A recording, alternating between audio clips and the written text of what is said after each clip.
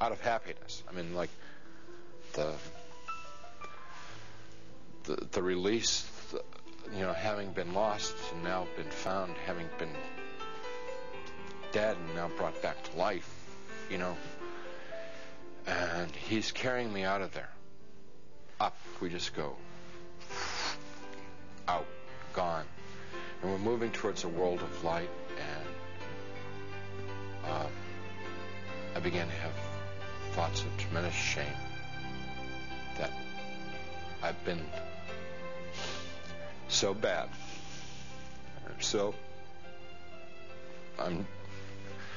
I thought of myself as dirt, garbage, filth.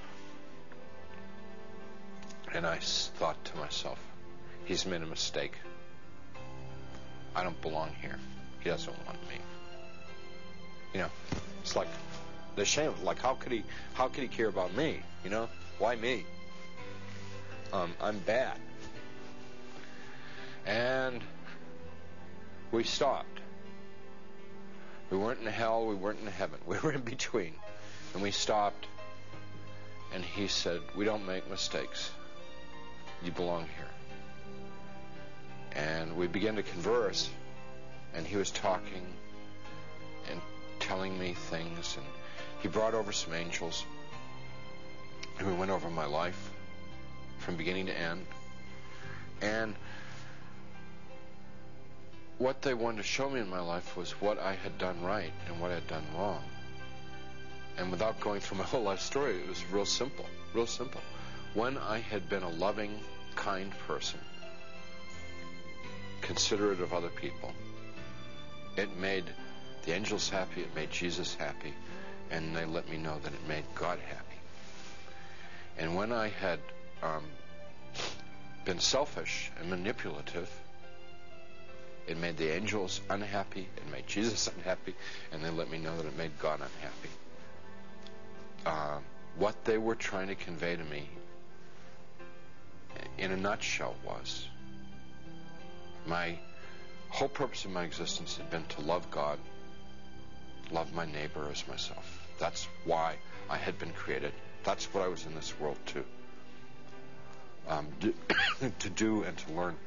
And I had failed. They told me that I had to come back to this world. And I got real upset because I wanted to go to heaven. What they told me about heaven, it's like the most fun, most interesting. It's the most wonderful place.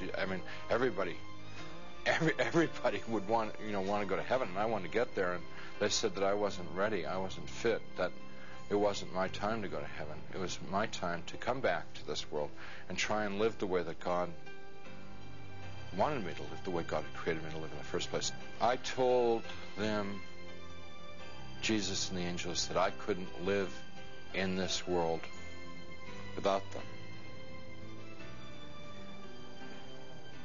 And I said that my heart would break to send me back to this world, because they'd be there and I'd be here. And they said to me, you don't get it? What is the matter? We were showing you all this, we would explain to you. We've always been there. We always have been there. We've always been with you all this time. And you've never been alone down there. And I said, you've got to let me know that you're around once in a while. So they said, if I prayed and confessed my sins to God, gave what I had, and what they meant by what I had was gave my worries, my cares, my hopes, my dreams, just gave it all up to God. That there would be times when they would be there, and I would know in my heart that they were there. Wouldn't necessarily see them or hear them, but I would feel the love like I'd felt it then. And I said, if you will assure me that there are times when I can know that love, I could live in this world. And they said that they would do that, and with that they sent me back. After the experience, the nurse who had been in the room a few minutes before and said they couldn't find a doctor and they'd try and get one the next time. She came running back to the room and she said, a doctor's arrived at the hospital, which was like, this is all pretty miraculous stuff, because this is now like 9:30 at night, around 9:30 at night. She said, doctor's arrived at the hospital, and we're going to have do surgery on you right away. And some orderlies and people came in, and they threw my wife out of the room. And it's very disturbing, because I was trying to tell them, and I wanted to tell my wife what had happened to me. So when I passed my wife in the hall on the gurney on the way to the surgery, I said, everything's going to be great. And she just started bawling, because she thought, like, that was like a dying man, you know. You know.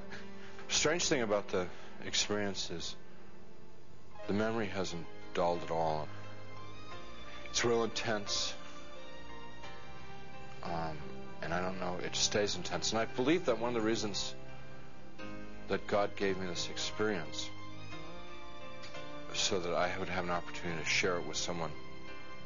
I don't know who, I never know who, but I would have the opportunity to share it with somebody so that it could be of help to them.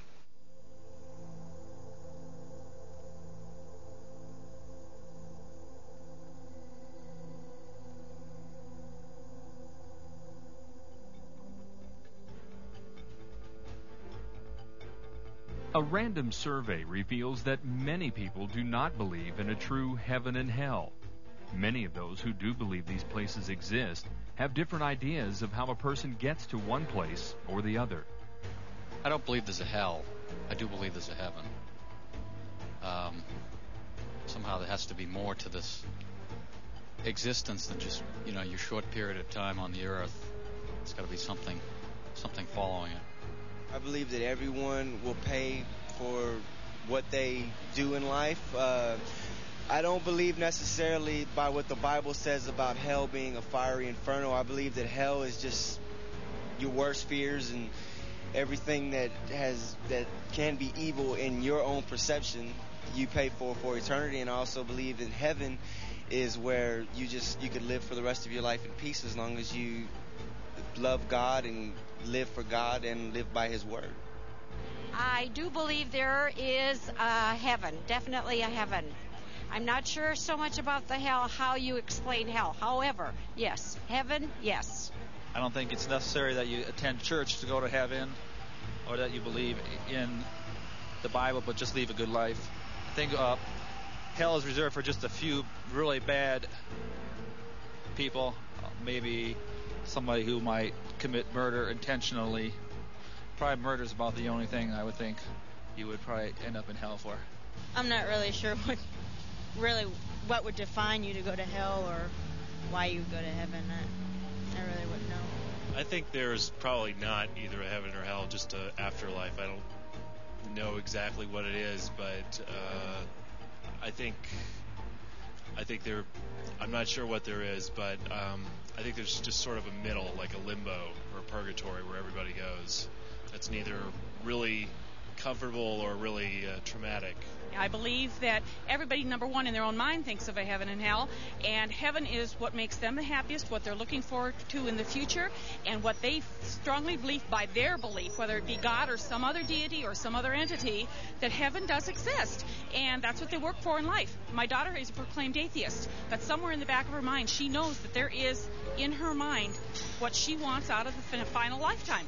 And to me, that is all it requires. A deity is not required. I believe in my kind of belief, which is more of a metaphysical belief. I believe how you feel on earth and how you view heaven, what it is, it's your own conception. So it becomes that way when you die. So if you believe that there's a God source in you and that you're basically a good person and you're a happy person, and that's what happens to you after you go. But I don't believe that you're penalized and that you go to some place full of fire if you didn't live your life the way organized religion thinks you should. Many people are trying to dilute the message of hell, the message of heaven, saying that neither of these worlds exist.